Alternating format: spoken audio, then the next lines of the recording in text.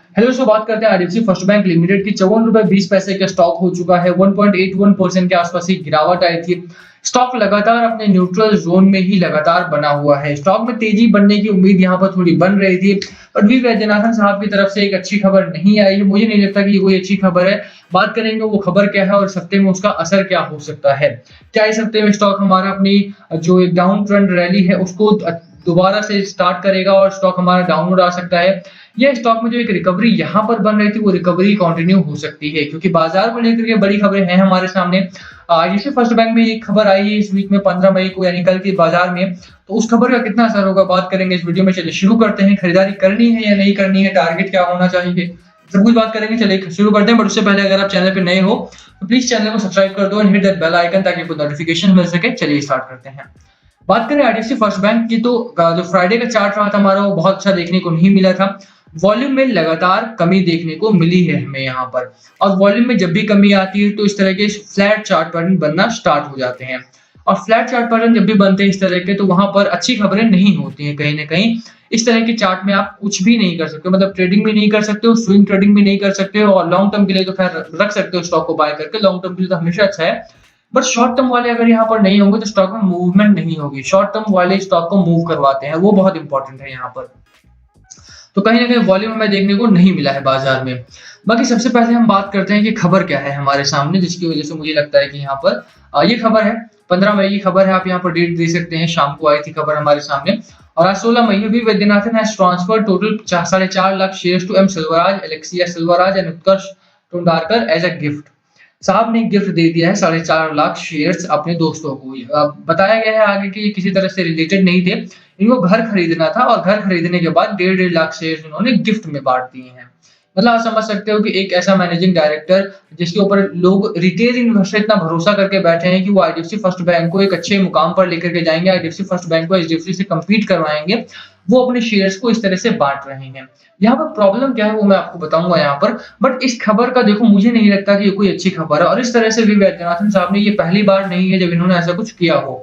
अगर आपको याद हो तो 2020 में भी इन्होंने अपने मैथ्स टीचर को 1 लाख शेयर्स दे दिए थे। 30 लाख की वैल्यू थी उसकी उस समय पर, और 1 लाख शेयर्स इन्होंने गिफ्ट में दे दिए थे थैंक्स के तौर पे कि आपने मुझे पढ़ाया था, बहुत बहुत धन्यवाद, आप ये लो 1 लाख शेयर। तो आप सोच सकते हो कि 1 लाख शेयर्स किसी आदमी को गिफ्ट दे देना, और अब 4.5 लाख शेयर्स उन्होंने दोबारा बांट दिए हैं, तो वो थोड़ा सा गैर जिम्मेदाराना होता है मुझे लगता है। इस बार 2.5 करोड़ के आसपास की प्राइस है इस समय पर शेयर्स की, और तो 4.5 लाख के हिसाब से 2.5 करोड़ रुपए इन्होंने बांट दिए हैं मतलब, और घर भी खरीदा है। तो ये 3 लोग हैं। हालांकि स्टॉक एक्सचेंज को बताया गया है कि यहाँ पर किसी तरह से जुड़े हुए नहीं, कोई रिश्तेदार नहीं है इनके। वैसे ही इन्होंने मन आया तो अपना, चलो भाई कुछ नहीं हो रहा स्टॉक मार्केट में, अपना दान कर दो, तो उस तरह से इन्होंने ये किया है। तो ये थोड़ी सी गैर जिम्मेदाराना हरकत है। बात करते हैं इससे फर्क क्या पड़ेगा। देखो प्रॉब्लम कब होती है, जैसे मैंने बोला शेयर होल्डिंग पैटर्न में, मुझे जो सबसे अच्छा शेयर होल्डिंग लगता है वो लगता है कि जब पब्लिक के पास most of the share holding हो, एफआईआई एफपीआई के पास हो, म्यूचुअल फंड के पास हो, और प्रमोटर्स के पास सबसे कम शेयर होल्डिंग हो। वो इसलिए होता है क्योंकि जैसे ही प्राइस बढ़ता है स्टॉक का, तो वैसे ही प्रमोटर आके अपने शेयर्स को डाइल्यूट करना स्टार्ट कर देते हैं, अपने शेयर्स को बाहर निकालना स्टार्ट कर देते हैं, और स्टॉक का प्राइस जो होता है वो वहीं का वहीं रह जाता है, क्योंकि सप्लाई बढ़ रही होती है, और जो लोग इसमें पैसा लगाने वाले होते हैं वो नए शेयर्स को खरीदना स्टार्ट कर देते हैं, क्योंकि प्रमोटर्स अपने शेयर्स बाहर निकाल दिए बेचने के लिए, अब वो उन शेयर्स में पैसा लगाएंगे।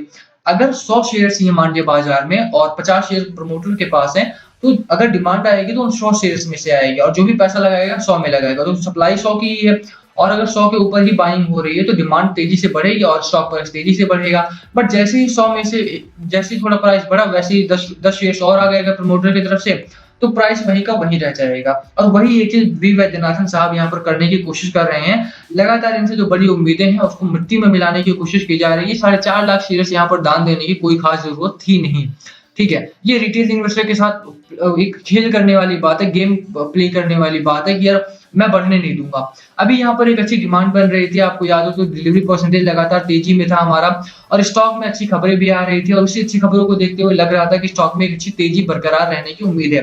बट इस तरह की हरकतें थोड़ी सी अच्छी नहीं होती हैं।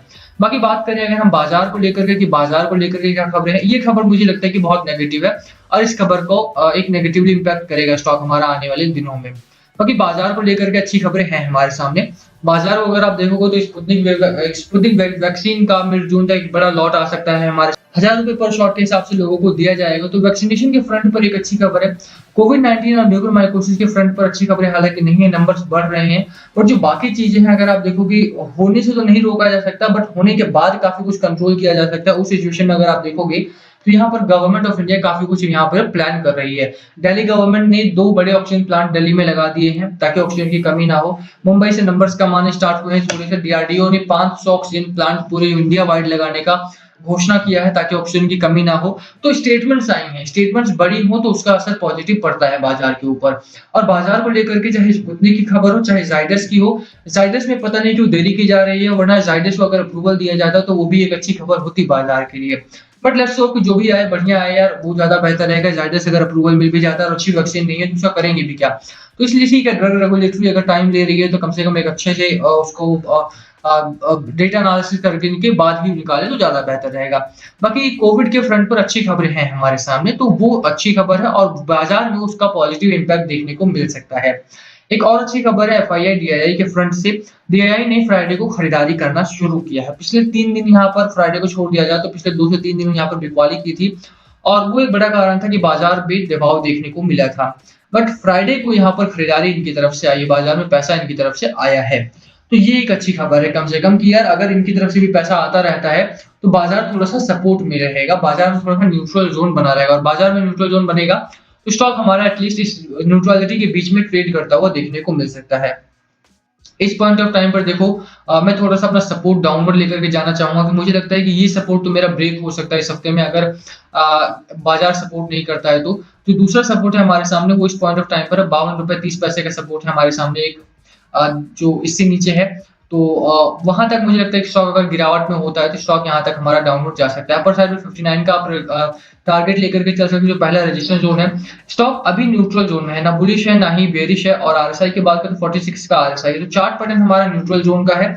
स्टॉक मार्केट में अच्छी खबरें हैं बट स्टॉक में मतलब आईडीएफसी फर्स्ट बैंक में कोई बहुत बड़ी खबर नहीं है। एक खबर है भी तो वो कुछ नेगेटिव खबरें हैं। मुझे लगता है कि इस तरह का हरकत नहीं करनी चाहिए थी वैद्यनाथन साहब को। बट लेट्स सी, अगर बाजार का इन्फ्लुएंस रहा तो स्टॉक हमारा 59 तक का लेवल लाता हुआ देखने को मिल सकता है। अदरवाइज न्यूट्रल जोन आप इसे एक्सपेक्ट करके चलें। लॉन्ग टर्म के लिए स्टॉक अच्छा है हमारा, खरीदारी करके चलें लॉन्ग टर्म के लिए। शॉर्ट टर्म के लिए एंट्री बताना रिस्की हो सकता है।